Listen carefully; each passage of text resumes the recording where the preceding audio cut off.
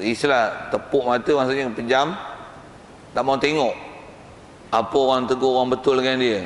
Jadi istilahnya dia misal kalau kaedah Arab istilah safaqa ainuhu ni dia ialah kinayah, ada satu kata kiasan untuk menunjukkan tak mau terima orang buat kebaikan. Katalah dia duduk sedekah, duduk mengajar apa, kata orang macam tu. Macam tu kot saya acting macam tu lah. Tapi yang ni Melayu tak pakai bahasa-bahasa macam ni, tapi dia adalah usul Arab. Dia safaqa ainahu maksudnya menepuk mata, maksudnya mata dia dikelip kan. Istilah tepuk mata pun itu dipanggil istiarah tamsiliyah Arab. Mata mana boleh tepuk lah. Yang boleh tepuk ni tangan, tapi mata kelip, mata berkelip tu dipanggil safaqa ainahu, tu mata dia apa lagi yang sebut. Jadi masuk tepuk mata tu kelip mata. Kelip mata tu maksudnya tengok orang buat baik. Kalau ikut syarah ni dia kata dia pejam mata, dia tutup mata dan butakan mata dia daripada melihat benda-benda kebaikan. Istilah tepuk juga faham tu, tutup. Tengok orang buat baik, orang duk derma, orang duk sedekah, murka Allah. Kita tak diajar dengan sikap itu. Bahkan kaedah kita tengok orang buat baik, kalau kita tak ada kata orang pun, pasal dah tak ada kata nak sedekah pun kan. Nak sedekah pun ada lah kata, tapi jenuh mencari je pula. Pasal nak cari pun bukan senang. Yang ni nak standby masa akan datang. Tengok orang boleh derma 1 juta, 4 juta, 5 juta, alamak aku nak buat kebanyakan bila. Kalau boh bilang angan-angan itu. Kalau ada kata ni aku pun nak sedekah macam ni, insya-Allah boh pilih tu. Boleh kan itu? Boleh. Ada ribtah, ada gairah untuk buat kebaikan. Jangan macam tu. Orang kaya bagi 1 juta, patutnya bagi 10 juta. Padahal orang tu buat baik lah, saja nak bagi pokok, bagi air orang. Sepatutnya dia kena bagi 10 juta tu, 1 juta. Baru besar bulu hidung dia. Ya awak sekupang tak bagi. Macam mana pun nak sebut safaqa ainahu ni, dia adalah satu kiasan bahasa untuk menunjukkan tak mau terima kebaikan yang dibuat. Wa bakhilat yaduhu, dan antara dapat gambarkan ialah bakhil, tangan. Istilah bakhil ni kita pun faham lah, bakhil kedekut tu.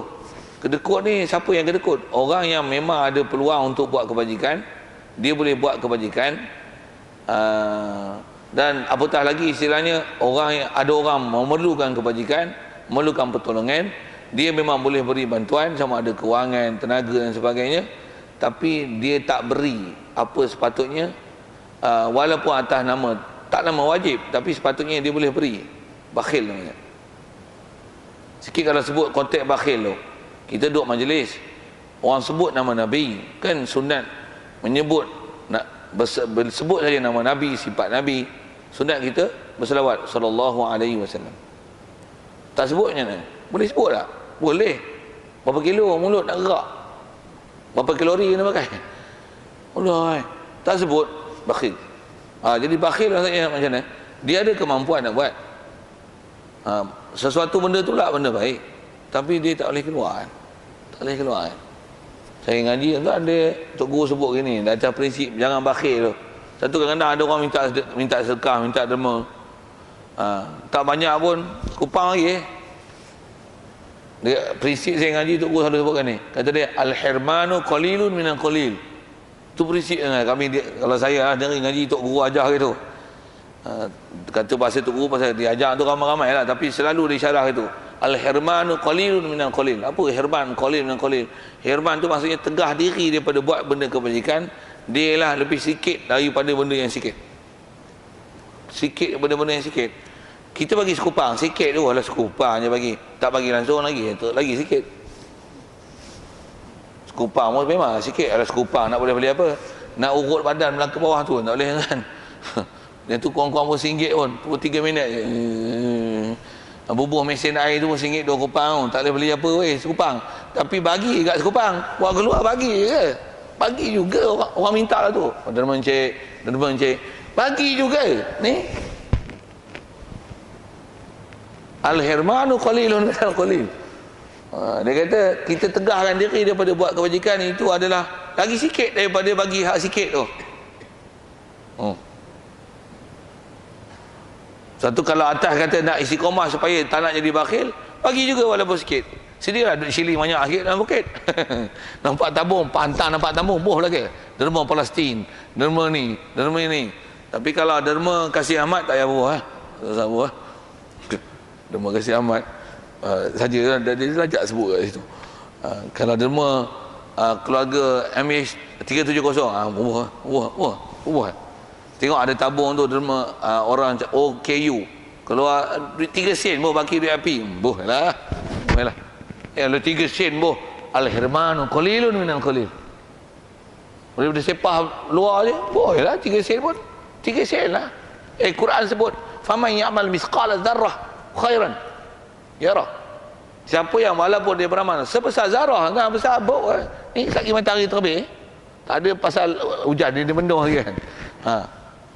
Kan kita nampak abuk kecil-kecil, tepuk je. Ada ulama kata itulah zarrah. Besar tu punya kebajikan pun yarah. Dapat lihat akhirat esok, dah ada nilai tu, ada value sisi Allah Ta'ala tu. Begitu juga syar, kejahatan. Tengok, okey lah tu. Padahal benda maksiat, khairan syarran yarah. Dia akan lihat dan dia akan dibalas. Ada hisap, ada timbang, ada value dia. Satu, tak buat langsung. Al-hirmanu qalilun minal qalil.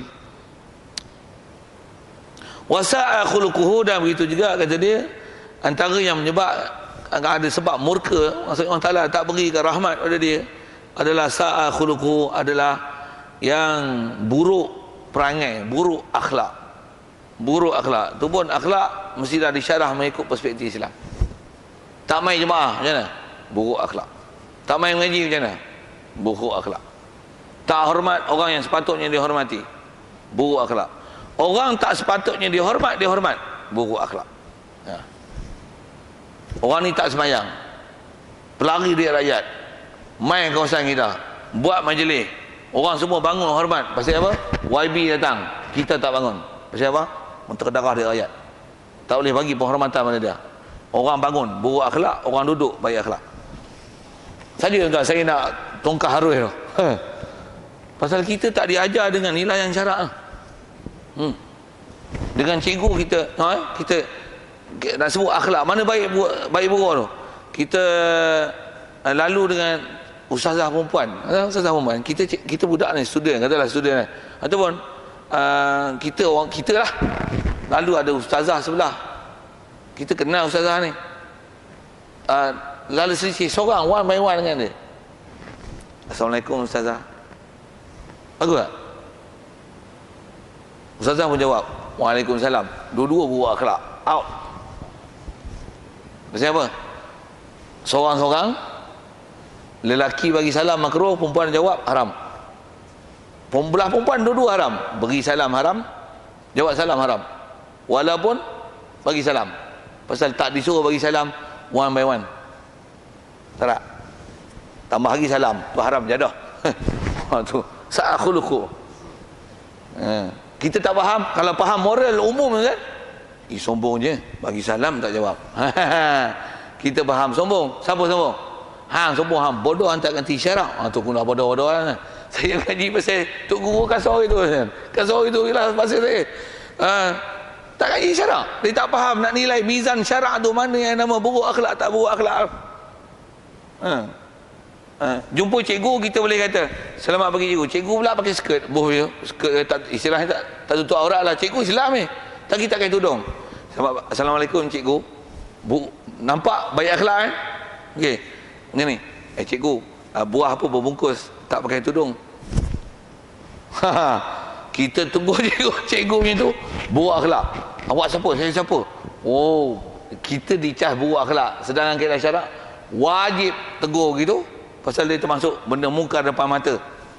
Bahkan tegur cakap itu, walaupun dia cikgu, walaupun dia ajar kita, tapi dia salah dengan syarak. Kita kata tutup apa buah berbungkus, buah pasal perali, ataupun cikgu pakai kain belah, tak ada benang nak jahit ke. Buruk akhlak tu. Tak, best, power, kena like. Berapa like boleh dapat? 1 juta like. Kena like tau. Pasal apa? Itu akhlak baik. Pasal apa? Nahyu mungkar. Berbanding dengan tak pakai tudung, pakai kain belah, selamat pagi, cantik nampak. Tu buruk akhlak. Itu unlike. Kena bagi komen lah tu. Saya cerita apa kan? Mesti semua ni diukur dengan syarak. Diukur dengan syarak.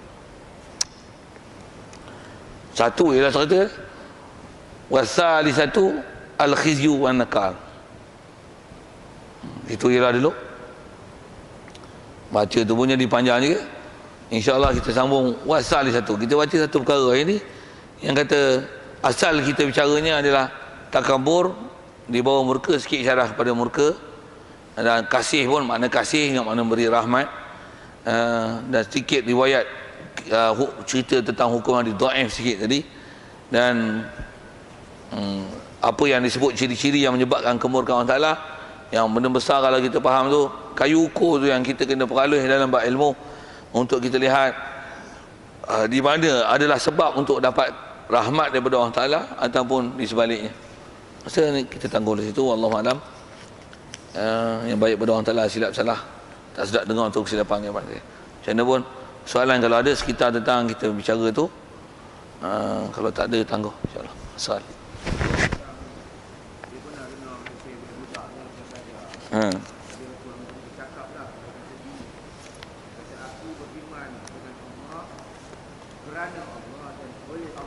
Oh. Jadi dia syarahkan kepada saya masa budak lah, dia kata aku beriman dengan Allah tu kerana Allah yang suruh aku beriman, maka aku beriman dengan Allah. Dan pada Allah tu mana Allah yang telah menetapkan aku ni jadi orang yang beriman. Jadi syarahan di situ. Saya lari sebab akidah dari orang. Oh. Itu yang pertama lah. Yang kedua tentang apalah, tentang budaya bahasa kasar, bahasa halus. Dalam masyarakat Melayu ni memang ada setengah perkataan itu khas untuk satu-satu golongan. Sebagai contohlah, kalau Nabi kita katakan wafat, Nabi wafat. Kalau raja kita katakan mangkat. Kalau orang biasa mati. Kalau anjing yang gila tu kita katakan mampus. Dan kalau Islam, orang Islam yang meninggal kita kembali ke Allah. Jadi penggunaan itu adakah dianggap halus? Kalau kita katakan Nabi mati, adakah dianggap kasar? Nabi mati. Terima kasih Tuan Solat. Best soalan tu. Jadi soalan pertamanya, ada orang gunakan bahasa ini, aku beriman dengan Allah, kerana Allah, oleh Allah. Dari segi prinsip akidahnya memang betul tu, semua perkara tu.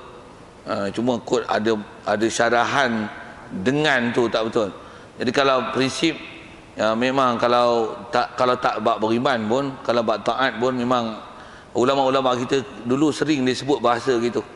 Memang yang ni ialah bahasa-bahasa ulama-ulama dulu nisbah nak memahamkan bab akidah tentang kata ketaatan dan kepatuhan kita. Dari segi prinsip kita mesti kena taat. Kalau masalah taat lah, kalau beriman masalah kena beriman, memang disuruh beriman. Kita beriman bahawa Allah yang tetapkan keimanan kita, dan kita beriman pun dengan rahmat tu semua dia yang beri dan anugerah, dan kita boleh jadi beriman ni pun di atas ketentuan dia. Semua balik itu, dan kita nak beriman nak taat pun pasal apa, dan semua kerana dia. Ada tempat digunakan bahasa, kalau taat misalnya semayang dari Allah, kerana Allah, kepada Allah. Ketaatan seumpama itu. Cuma kalau ikut, kalau kata beriman dengan Allah, kalau asal makna bahasa dia bukan makna beriman dengan Allah Ta'ala, yang tu yang nak kata syarahan bahasa Arab tu, al-iman billah itu bukan maksudnya Allah Ta'ala suruh beriman. Itu tak syarahannya tadi tak? Tadi maksud dengan tu bukan gitulah. Macam mana pun kalau atas umum konten masuk kata beriman dengan Allah, kerana Allah, kepada Allah, oleh Allah kan, dengan mana Allah yang suruh kita beriman. Kita beriman ni pun limpah kurnia dia bagi beriman, dia tentu azali lagi, ada sifat tu betul. Betul. Cuma dia akan mensyarahkan dengan, kerana, oleh. Kalau kita tak pandai konteks bahasa klasik Melayu ni, dengan makna apa, oleh makna apa, kerana makna apa, dia takut salah syarahan itu. Yalah. Aku semayang dengan Allah, bagi Allah, daripada Allah. Sekilas kalau sekali lalu saya nak sebut, bahasa syarahan tu sepatutnya memang betul, tapi takut tak faham bahasa. Kita hidup dengan Allah, hidup dengan Allah. Maksudnya kita hidup mesti kalau atas kaedah Arab kena takdir mudhaf. Hidup dengan Allah, hidup dengan taat Allah Taala. Jadi ada syarah bahasa tu banyak macam mana buat atau umum konten tu betul nak sebut. Maksudnya dari segi akidah tak ada masalah, nak kata seleweng tak ada yang tu. Memang ulama-ulama kita dulu sering menggunakan bahasa gitu. Okey. Soalan pertama. Soalan keduanya tentang bahasa kasar tu lah. Khususnya tentang ada benda yang dia spek Melayu yang tu. Memang bahasa Melayu, bahasa tu halus lah. Dari segi kehalusan Nabi Muhammad sabda, Nabi Muhammad cakap, jadi macam tak hormat je. Raja mati petang tadi, mati. Silap boleh dakwa mahkamah tu pasal menghormati institusi raja Melayu kan. Tu Melayu lah kalau sebut tu. Macam mana pun istilah Arab ni kalau asal bahasa nak sebut yang tu mungkin budaya Melayu, bahasa Melayu. Jadi kalau katalah itu adalah disiplin bahasa kita untuk kata kasar lembut, dah kita pun orang Melayu, saya nak kata gini lah, pakai pilah bahasa tu untuk jaga kelembutannya. Pakai pilah. Macam mana pun kalau tengok konteks syarak, Abu Jahal pun sebut wafat. Abu Jahal pun wafat. Arab itu. Arab mati wafatlah. Abu Jahlin tuwfiya fi sanah tsaniyah ba'da al-hijrah. Abu Jahal diwafatkan, terjemah tuwfiya, diwafatkan pada tahun kedua hijrah selepas perang Badar. Orang Melayu dengar bahasa tu, Abu Jahal wafat, naik martabat jadi nabi lah ke? Dia dalam konteks Melayu tak cantik lah kan. Macam mana pun kalau dengan bahasa Arab sendiri, Arab memang menggunakan bahasa itu. Bahasa terjemahnya tu dia halus Melayu je lah. Cuma sekali disebut dah kita orang Melayu, peliharalah kehalusan bahasa Melayu tu, takut nanti akan menimbulkan silap fahaman orang. Tak ada qala. Abu Jahal pun qala, Firaun qala, wa iz qala Firaun. Qala belaka. Kalau Melayu tak ada. Dia tak ada qala, bercakap, bersabda, berfirman, bermadah, bertitah. Raja royak sebenarnya kita tak sebut raja royak. Bunyi Kelantan saja. Raja bertitah. Raja mangkat, dia Melayu lah. Macam mana pun kalau balik pada syarak tak ada masalah. Dia kata kalau nak nilai pun nilai balik dengan syarak lah. Syarak tak kata masalah tu, tak adalah. Cuma di atas nak menjaga tata tertib Melayu, kemelayuan. Kita pun orang Melayu. Tu saya sebut tu. Anjurannya macam mana? Jagalah bahasa Melayu macam tu lah. Jagalah bahasa tu, takut orang silap faham pula nanti.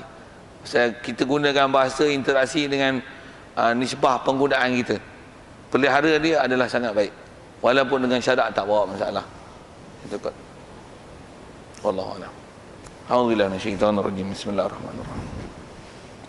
Allahumma nawwir qulubana min nuri hidayatika kama nawwartal arda min nuri syamsika wa lana awada bi rahmatika ya arhamar rahimin warzuqna fahman nabiyyin wa hifdzal mursalin wa ilhamal malaikatil muqarrabin wa sallim tasliman ala jamil anbiya'i wal mursalin walhamdulillahi rabbil alamin. Assalamualaikum warahmatullahi wabarakatuh.